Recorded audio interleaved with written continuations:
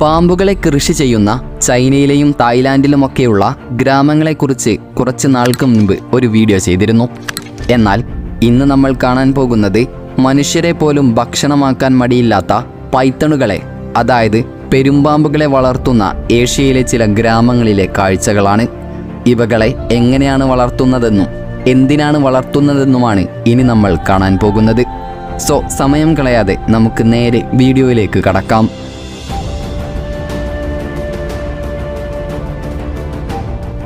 പെരുമ്പാമ്പ് വളർത്തൽ പ്രധാനമായും China, Thailand, America, Vietnam തുടങ്ങിയ രാജ്യങ്ങളിലാണ് കണ്ടുവരുന്നത്. യഥാർത്ഥത്തിൽ പെരുമ്പാമ്പ് വളർത്തൽ ഒരു വലിയ ബിസിനസ് ശൃംഖലയാണ് എന്നതാണ് സത്യം. ഇവകളെ പ്രധാനമായും ഇറച്ചിക്ക് വേണ്ടിയും ഇവയുടെ തൊലി ഉപയോഗിച്ച് പലതരത്തിലുള്ള പ്രൊഡക്റ്റുകൾ ഉണ്ടാക്കാൻ വേണ്ടിയുമാണ് കൃഷി ചെയ്യുന്നത്. പെരുമ്പാമ്പുകളെ വളർത്തി അവയുടെ തൊലിയിൽ നിന്നും മറ്റും പ്രൊഡക്റ്റുകൾ ഉണ്ടാക്കിയെടുക്കാൻ സാധിക്കുമെന്ന് കണ്ടുപിടിച്ചത് സത്യത്തിൽ അമേരിക്കക്കാരാണ്. ഇതിനായി നല്ല വലിപ്പത്തിലും ഭാരത്തിലുമുള്ള പാമ്പുകളെയാണ് ഫാർമേഴ്സ് വളർത്തിയെടുക്കേണ്ടത്. പൈത്തണുകളെ വളർത്തുന്ന സ്ഥലങ്ങളിൽ ഓരോ പൈത്തണുകളെയും ഓരോ കൂട്ടിലാണ് ഇടാറുള്ളത്. പരസ്പരം ഇവകൾ അറ്റാക്ക് ചെയ്യാതിരിക്കാൻ വേണ്ടിയാണ് ഇത്തരത്തിൽ വ്യത്യസ്തമായ കൂടുകളിൽ ഇവകളെ ഇടുന്നത്. ഇവകൾക്ക് പ്രധാനമായും കോഴികളെയും മറ്റുമാണ് ഭക്ഷണമായി നൽകാറുള്ളത്. നല്ല പോലെ ഭക്ഷണം കിട്ടുന്നതിനാൽ തന്നെ ഇത്തരത്തിൽ കൃഷി ചെയ്യുന്ന പെരുമ്പാമ്പുകൾ ഭൂരിഭാഗം സമയവും അനക്കമൊന്നുമില്ലാതെ ഒരു ഭാഗത്ത് കിടക്കുകയാണ് ചെയ്യുക. സാധാരണ പെരുമ്പാമ്പുകൾ ശരാശരി 6 മീറ്റർ നീളത്തിലും 90 മുതൽ 100 കിലോഗ്രാം ഭാരത്തിലുമായിരിക്കും വളരുക. ഫെബ്രുവരി മുതൽ ജൂൺ വരെയാണ് ഇവയുടെ പ്രജനനകാലം. മുട്ടയിട്ട് വിരിയിച്ചാണ് ഇവകൾ കുഞ്ഞുങ്ങളെ ഉൽപ്പാദിപ്പിക്കുക. 8 മുതൽ 107 വരെ മുട്ടകൾ പെരുമ്പാമ്പുകൾ ഇടാറുണ്ട്. ശേഷം ഇവ 60 മുതൽ 80 ദിവസം വരെ മുട്ടയ്ക്ക് അടയിരിക്കും. ഇത്തരത്തിൽ കൃഷി ചെയ്യാത്ത പെരുമ്പാമ്പുകൾ ആ സമയം തീറ്റ തേടുകയോ വേറെ എങ്ങും പോവുകയോ ചെയ്യുകയില്ല. ശരീരം വിറപ്പിച്ച് ചൂടുണ്ടാക്കുകയാണ് ഇവർ ചെയ്യുക. ഇടയ്ക്ക് വെയിൽ കായാൻ മാത്രമേ ഇവകൾ മുട്ടകൾ വിട്ട് പോവുകയുള്ളൂ.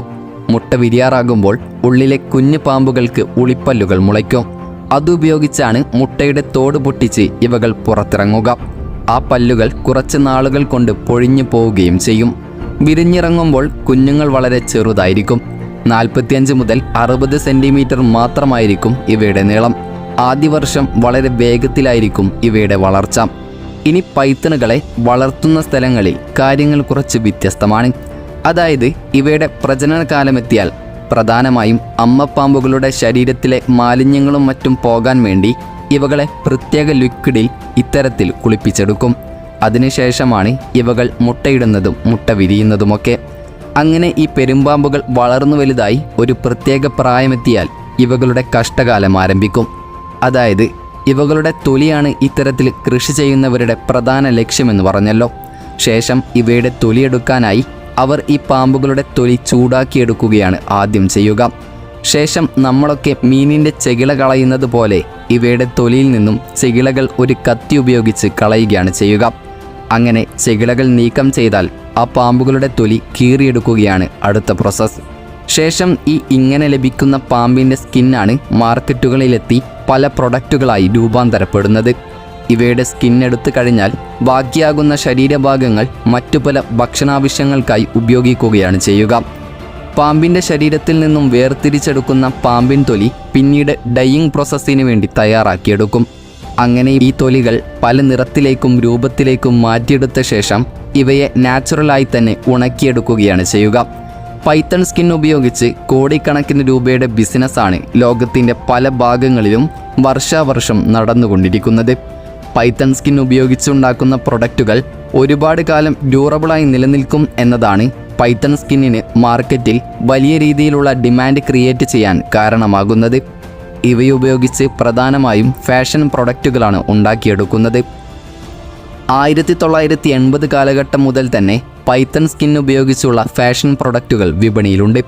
ലക്ഷക്കണക്കിന് രൂപയാണ് പൈത്തൺ സ്കിൻ ഉപയോഗിച്ചുള്ള പ്രൊഡക്റ്റുകൾക്ക് മാർക്കറ്റിൽ ഈടാക്കുന്നത്.